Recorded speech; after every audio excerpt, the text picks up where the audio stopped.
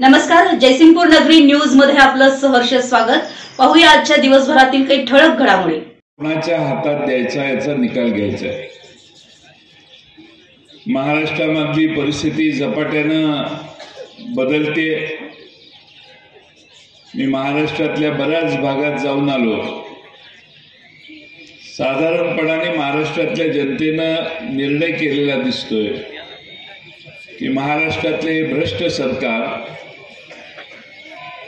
पक्ष फोडणारं सरकार, महायुतीचं हे सरकार सत्तेच्या बाहेर घालवायचं आणि महाविकास आघाडीचं सरकार आणायचं काम करायचं, हे सर्व दूर महाराष्ट्रातल्या जनतेनं आता ठरवलेलं दिसतंय। आणि म्हणून उद्याच्या निवडणुकीनंतर सरकार आपल्या विचाराचं येईल यात माझ्या मनात काही शंका नाही। आपल्या सगळ्यांच्या आशीर्वादाने या मतदारसंघात गणपतराव दादा विजयी व्हावेत यासाठी तुम्ही अथक गेले काही दिवस प्रयत्न करताय, प्रचार करताय। माझी खात्री आहे की गणपतराव दादांनी आपल्या सगळ्यांना बरोबर घेऊन काम केले। स्वर्गीय सारे पाटील साहेबांनी आयुष्यभर समाजवादी विचारसरणीचा आग्रह केला आणि काँग्रेस पक्षाला या भागात तत्व फार महत्त्वाचं असतं।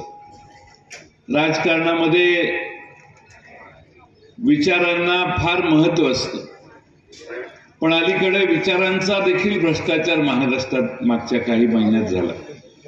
गेल्या 2-2.5 वर्षामध्ये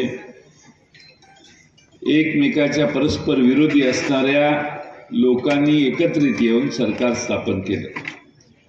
उद्धव ठाकरे साहेबांचं चांगलं चाललेलं महाराष्ट्रातलं सरकार, ज्या सरकारने महाराष्ट्रातल्या जनतेला कर्जमाफी दिली, सरकारच्या तिजोरीतून कर्जमाफी देणारं महाराष्ट्राचं सरकार हे पहिलं होतं असं मी म्हटलं तर वावगं ठरणार नाही। शरद पवार साहेबांनी कर्जमाफी दिलेली, पण केंद्र सरकारच्या तिजोरीतून। पण पवार साहेबांच्या नंतर उद्धव ठाकरेंच्या सरकारने महाराष्ट्रातल्या तिजोरीतून आपल्याला तोशीस लावून सरकारला महाराष्ट्रात 2 लाखापर्यंतची कर्जमाफी केली। रेग्युलर ज्यांनी कर्ज भरलं त्यांना 50,000 रुपयाचं अनुदान देखील दिलं।